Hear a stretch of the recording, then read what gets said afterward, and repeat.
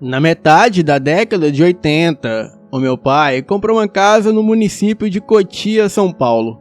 Nós só usávamos a casa nos finais de semana. Era uma casa muito boa, com piscina e churrasqueira. E quem conhece a Granja Viana sabe que a vizinhança por lá é bem quieta e as ruas são desertas. Era um refúgio da vida urbana de São Paulo e nós sempre íamos para lá. Mas o tempo passou e a minha família começou a passar por uma pequena crise financeira. E para não ter que vender a casa, nós a alugamos. E depois de alguns anos, o meu pai deu uma volta por cima na crise que nós estávamos.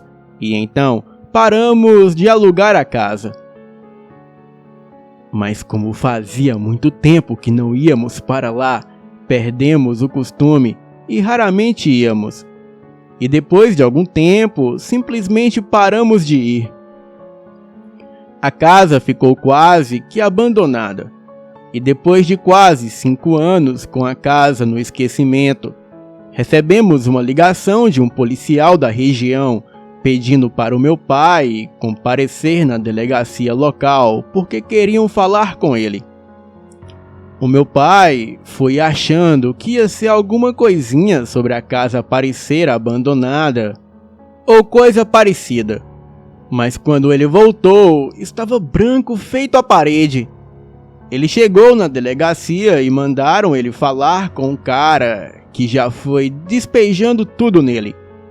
O cara falou que ele era detetive e que tinha conseguido o nosso telefone com um dos vizinhos e que tinha acontecido um crime na nossa casa. Era coisa pesada mesmo. Um cara que todos na vizinhança achavam que era um lobisomem. Ele raptou uma garota de 20 anos, levou ela para casa e pensando que ela estava abandonada. E lá, esse suposto lobisomem fez de tudo com a garota. E no final, ele a matou e a enterrou no quintal. Então, pegou todos os documentos, dinheiro e joias dela.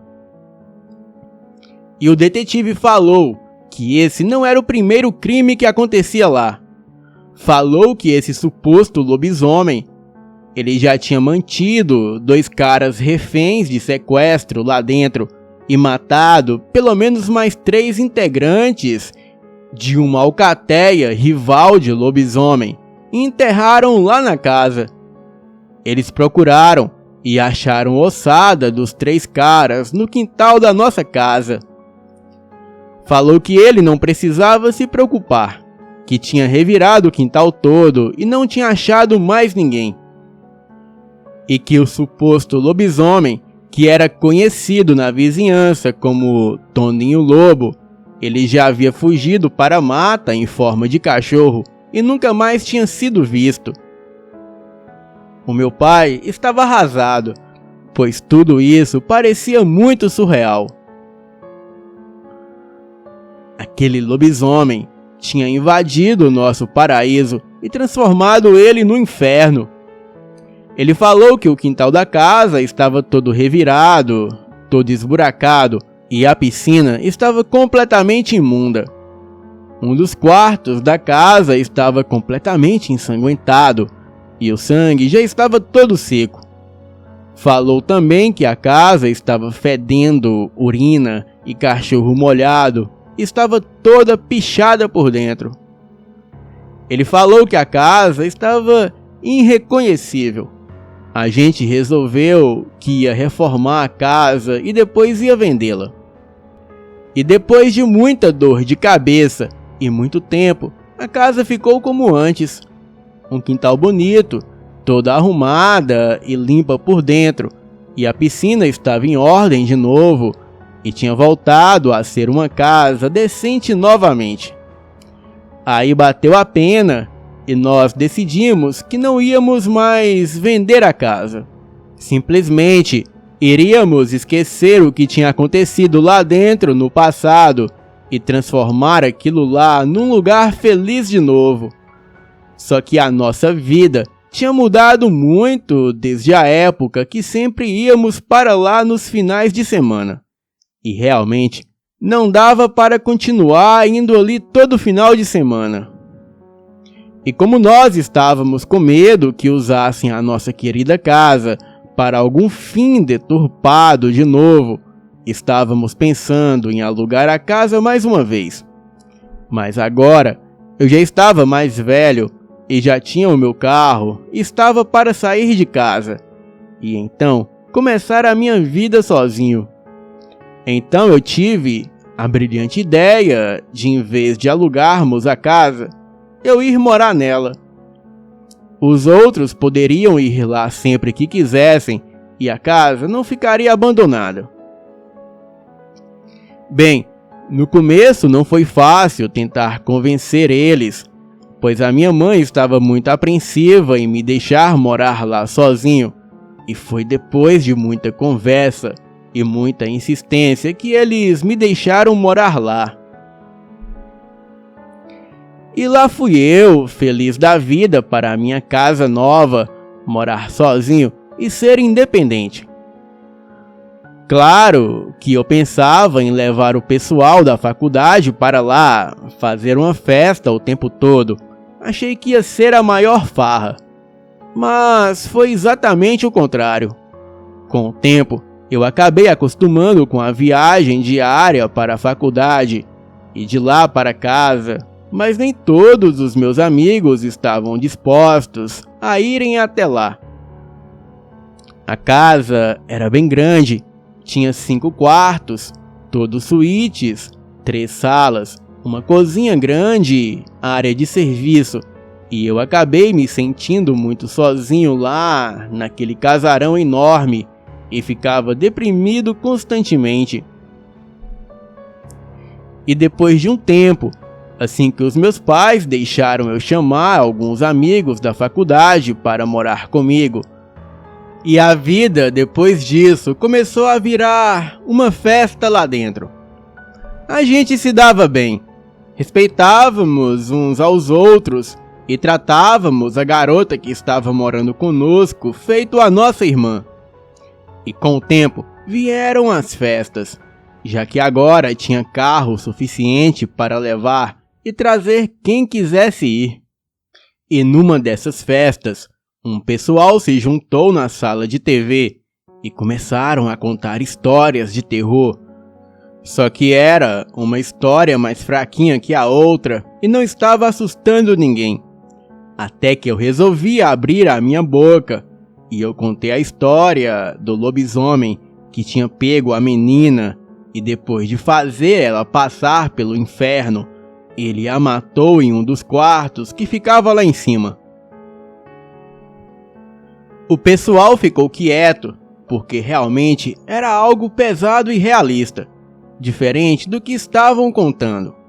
Estava aquele silêncio todo, quando alguém me perguntou se aquilo realmente era verdade, porque se fosse mentira, era uma piada de muito mau gosto. Eu jurei que era verdade, até que alguém gritou lá do fundo: "Ah, vamos fazer a brincadeira do copo lá em cima nesse quarto e chamar o espírito da mulher então." E quando ele falou isso, a minha espinha gelou e todos os pelos do meu corpo ficaram em pé. Só que o pessoal começou a gritar: "Vamos lá, vamos!" E então, lá fomos nós. Eu peguei um copo na cozinha e subi com o pessoal que estava na sala de TV, enquanto o resto do pessoal ficou lá embaixo na festa. Bem, só uma coisa que eu não mencionei antes.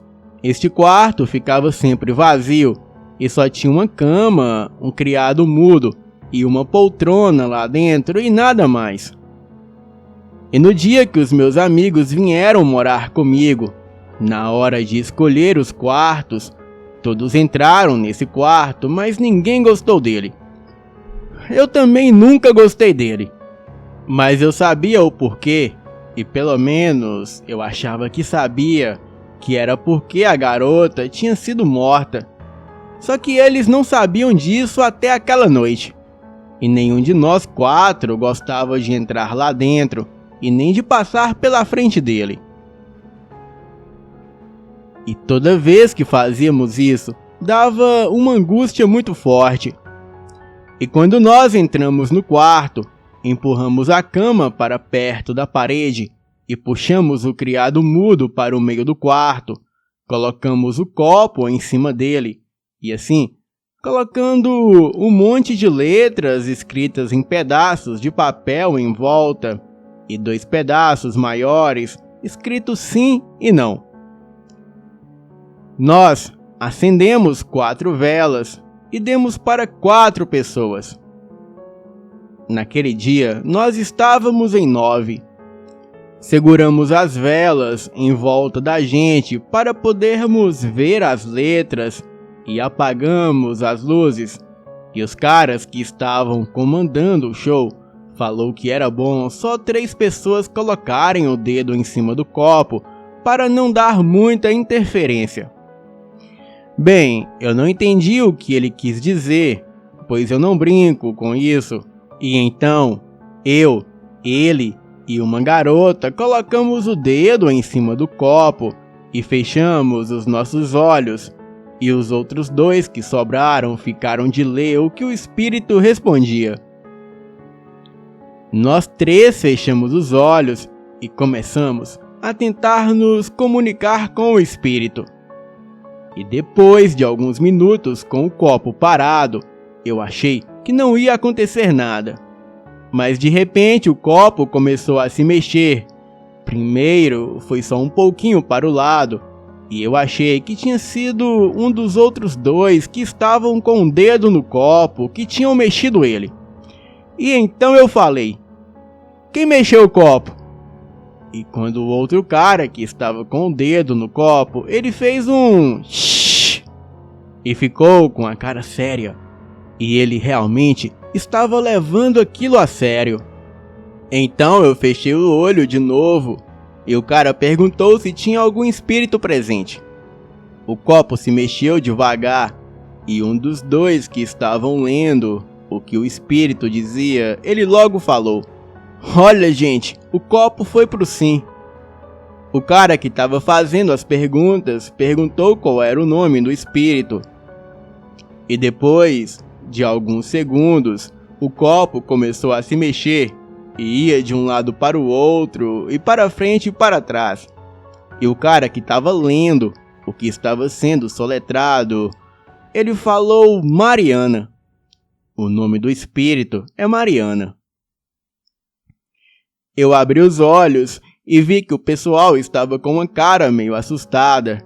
E eu falei que não precisavam se preocupar, que era algum dos 2 que estavam empurrando o copo.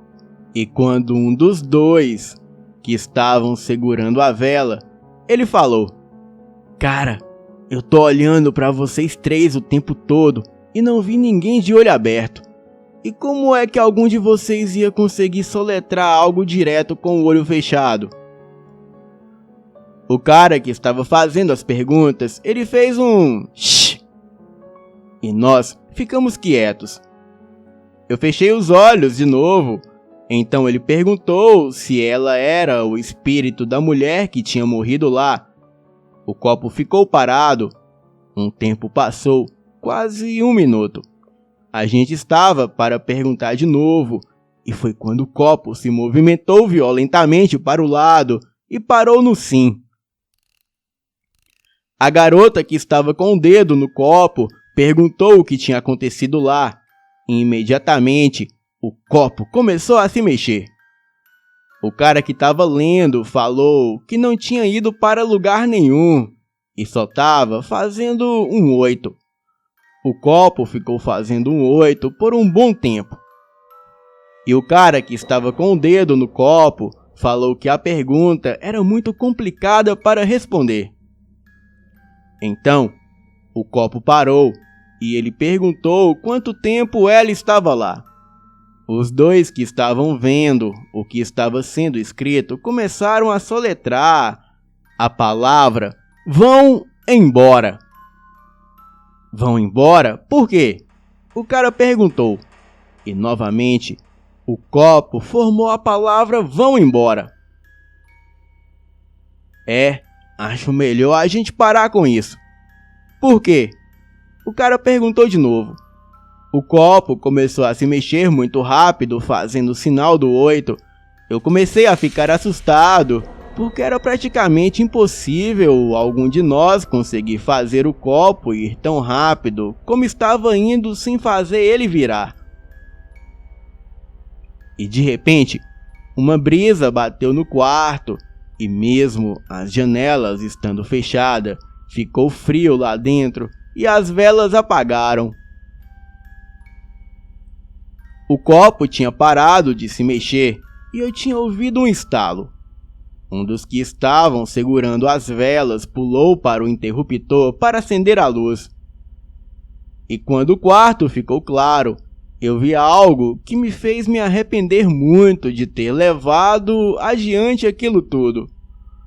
O copo estava todo trincado e as letras tinham voado todas de cima do criado mudo. E eu bati o olho e vi que aquelas letras formavam algo familiar. A menina que estava com o dedo no copo simplesmente colocou o dedo em cima do E e depois em cima do T, e acabou que formou a palavra morte. E assim que ela tirou o dedo de cima do pedaço de papel, ficou uma manchinha vermelha de sangue nele. O dedo dela estava sangrando e estava com um corte pequeno, porém profundo. Eu acho que ela se cortou quando o copo trincou, mas realmente não dava para se cortar com o copo trincado, pois ele não tinha soltado lasca nenhuma.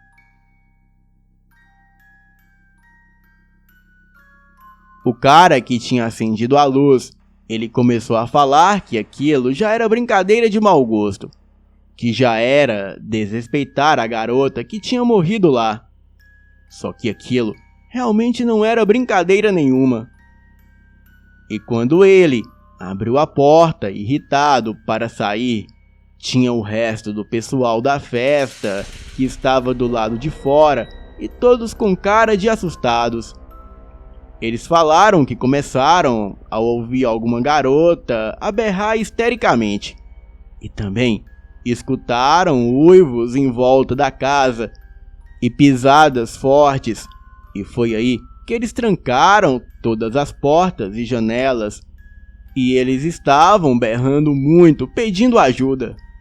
Todo mundo subiu correndo, pois parecia que estava matando alguém lá em cima. E quando eles subiram, viram que a berraria estava vindo de dentro do quarto que nós estávamos. Eles tentaram abrir a porta, mas estava trancada.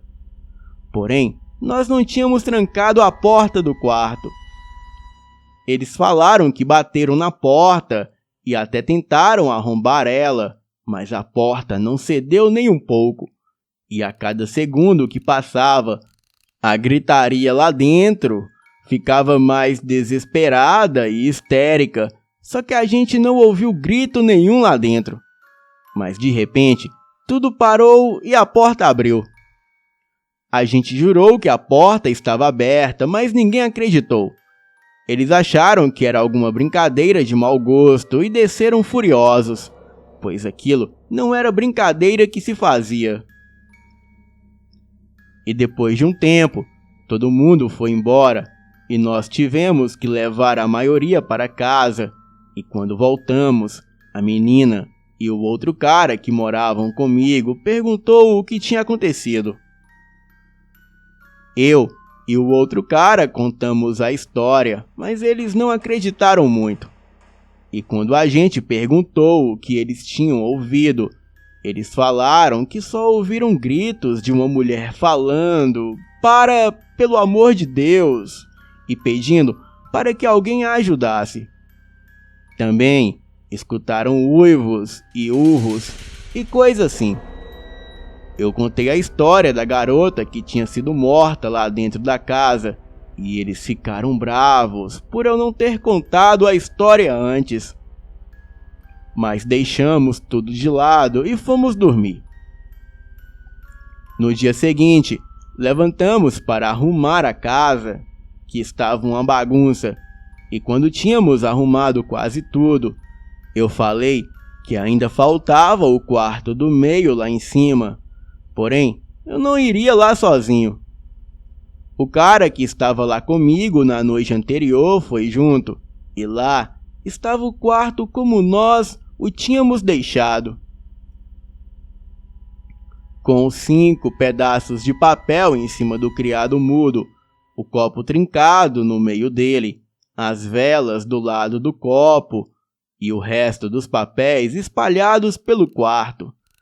A gente pegou tudo correndo, colocou num saco de lixo e jogou fora. E depois daquele dia, coisas estranhas começaram a acontecer pela casa. Sussurros pelos cantos, eram uivos, pisadas fortes em volta da casa, portas batendo com violência, mesmo sem ter corrente de ar dentro de casa.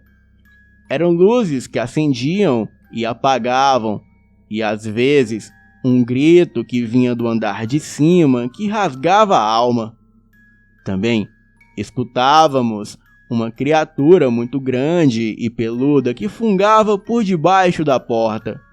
Mas quando abríamos, não havia nada lá fora. Era algo que dava muito medo. Um dia, estávamos nós 4 chegando da faculdade e estávamos no mesmo carro. E quando nós saímos do carro, eu olhei para casa e vi uma sombra na janela. Eu fiquei apavorado, mas quando os outros olharam, já não tinha mais nada na janela. Eu fiz todo mundo revirar a casa, mas não achamos ninguém lá dentro. E depois de algum tempo, os nossos nervos já estavam à flor da pele, e qualquer barulho, a gente já pulava assustado. Não demorou muito para que os outros começassem a ir embora. Primeiro foi um dos caras. Ele deixou pago o aluguel de 2 meses, mas falou que não ficava mais lá, pois não aguentava mais acordar no meio da noite com a impressão que tinha alguma sombra no quarto dele o vigiando. Várias vezes a gente achou ele dormindo no sofá da sala de manhã. E depois de um mês, foi a garota que foi embora. O quarto dela ficava do lado do quarto que a menina tinha sido morta. Ela falou que de noite ela escutava batidas na parede vindo do outro quarto. E se ficasse tudo quieto, ela podia ouvir um choro bem baixo perto da parede e também um uivo que vinha do quarto e barulhos de alguma coisa sendo mastigada.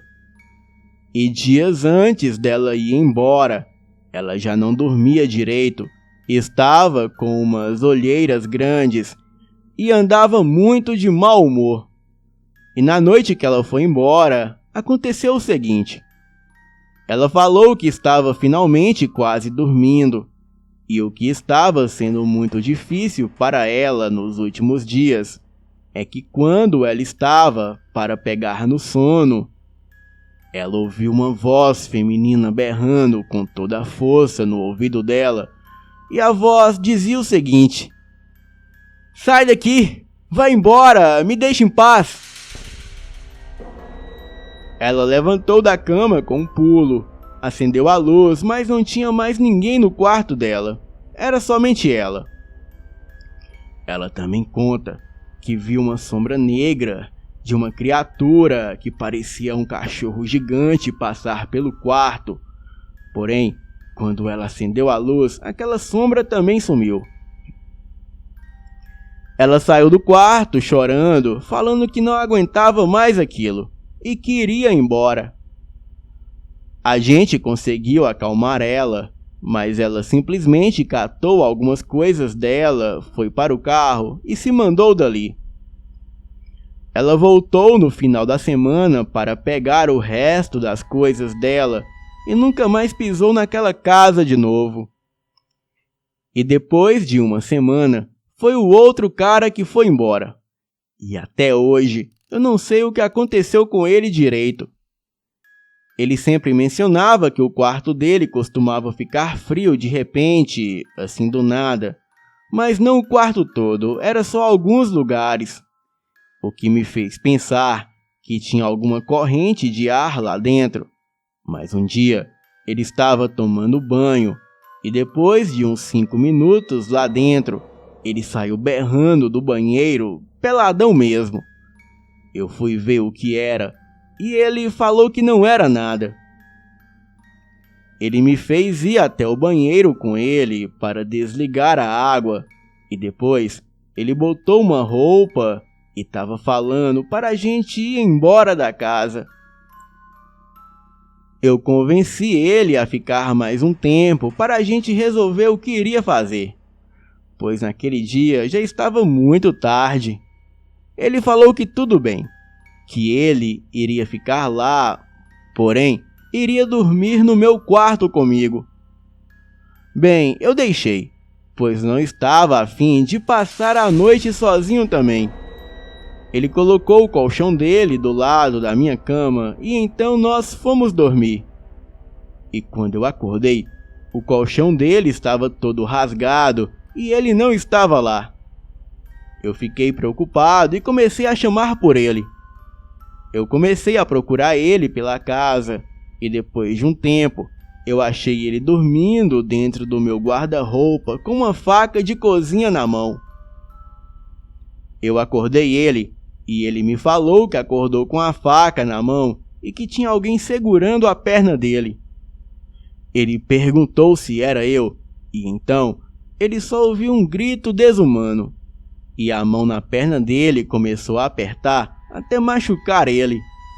Então ele começou a esfaquear o colchão e correu para o armário e ficou lá dentro. Ele não sabe como eu não acordei com os gritos e aquela barulheira toda, pois foi um grito bem estridente e alto. Ele pegou as coisas dele e se mandou dali. Eu fiquei lá sozinho por mais um tempo, mas não aguentava aquela solidão e aquela casa já estava começando a me afetar. E era normal eu ir dormir no carro porque estava com medo de ficar dentro da casa. E depois de um tempo, eu resolvi ir embora da casa porque eu já estava ficando louco e paranoico. Eu estava vendo vultos no escuro em todos os cantos da casa.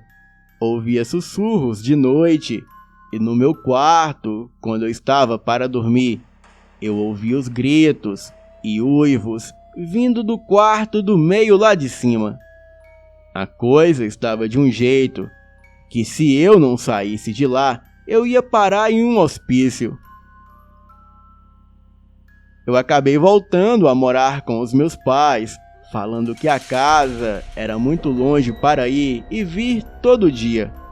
E era por isso que eu estava sempre cansado e estressado.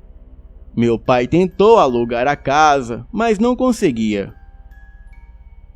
E as pessoas que mudavam para lá ficavam no máximo 6 meses e depois iam embora. Agora ela está lá sem uso, pois não conseguimos alugar e não a usamos. E daqui a pouco ela vai estar uma verdadeira casa fantasma e totalmente abandonada. Bem, eu sei que eu não chego perto daquela casa de novo. Boa noite.